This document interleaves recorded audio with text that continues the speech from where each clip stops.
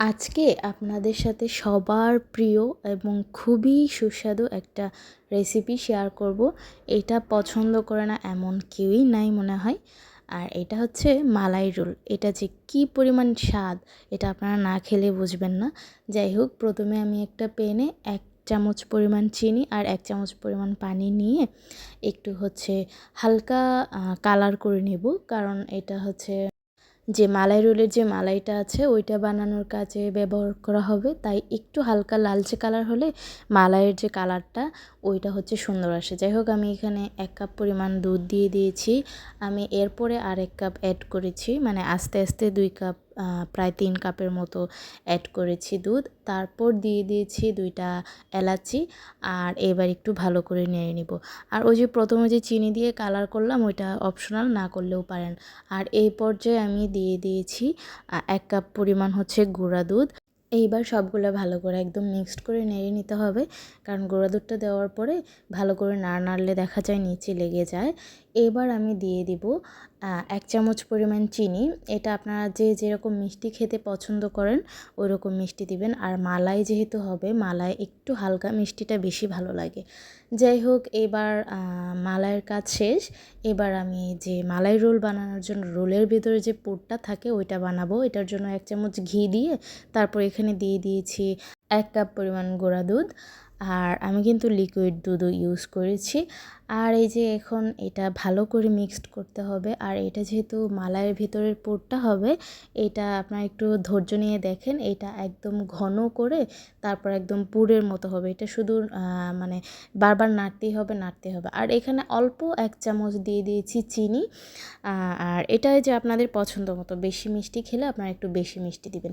এই যে আমার পুরটা নাড়তে নাড়তে কিন্তু অলরেডি অনেকটাই ঘন হয়ে এসেছে।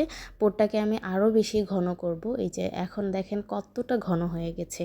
এই পর্যায়ে আপনারা এইরকম পর্যায়েও আপনারা ব্যবহার করতে পারেন। আমি আরেকটু ঝরঝরে করব কিংবা আরেকটু নেড়ে নিব। এই যে এখন কিন্তু একদমই ঝরঝরা হয়ে গেছে পুরটা।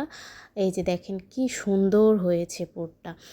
এই যে এখন যে মালাই রোল বানানোর জন্য যে রোলগুলো আসলে আমি বানাবো পাউরুটি দিয়ে। এই জন্য পাউরুটিগুলো সাইডের যে শক্ত অংশগুলো থাকে ওইগুলো আমি কেটে নিচ্ছি।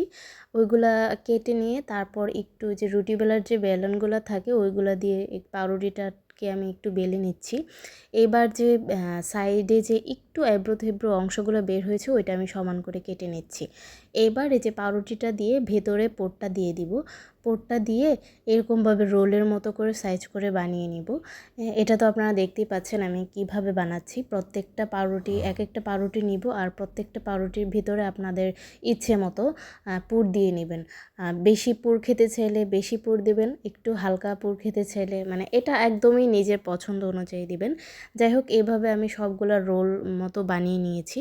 এবার রোলগুলো বানানোর পরে আমি যেই সার্ভিং ডিশে নিয়ে নিচ্ছি, মানে যে পাত্রটাতে আমি রাখবো, এইটাতে আমি সবগুলা একদম সুন্দর করে সাইজ মতো সাজিয়ে নিয়েছি।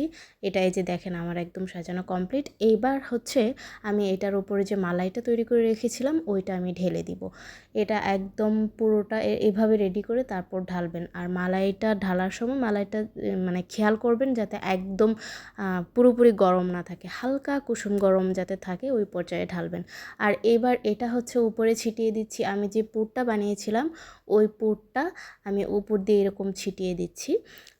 আর এটা আর এবার দিচ্ছি এই যে কিছু বাদাম আমি কুচি করে কেটে রেখেছিলাম, এটা আমি বাদামটা উপরে দিয়ে দিচ্ছি।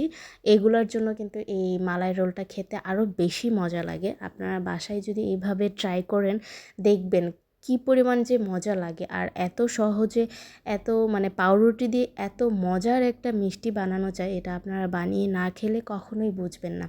এই যে দেখেন আমার লোভটা যে কি সুন্দর এসেছে, এত বেশি লোভনীয় হয়েছে। আপনারা এটা বাচ্চাদেরকেও যদি দেন খুবই একটা হেলদি খাবার হয়ে যাবে। আর এটা এত বেশি মজা লাগে আর এত বেশি নরম হয় মালাইটা দেওয়ার পরে, একদম মুখে দিলেই মিলিয়ে যায়। একটা মালাই রোল নিয়ে আপনাদেরকে আমি একটু দেখায় দিচ্ছি। এটা এত বেশি সফট হয়েছে আর এত বেশি মজাদার আর লোভনীয় হয়েছে, এটা যেই দেখবে সেই খেতে চাবে, এত বেশি মজা এটা। এটা আপনারা অবশ্যই বাসায় ট্রাই করবেন। যাই হোক, আজকের মতো বিদায় নিচ্ছি। আর আমার এই রেসিপিটা আপনাদের কাছে কেমন লাগলো এটা কিন্তু অবশ্যই আমার সাথে শেয়ার করবেন। আজকের জন্য আল্লাহ হাফেজ। সবাই অনেক অনেক বেশি ভালো থাকবেন।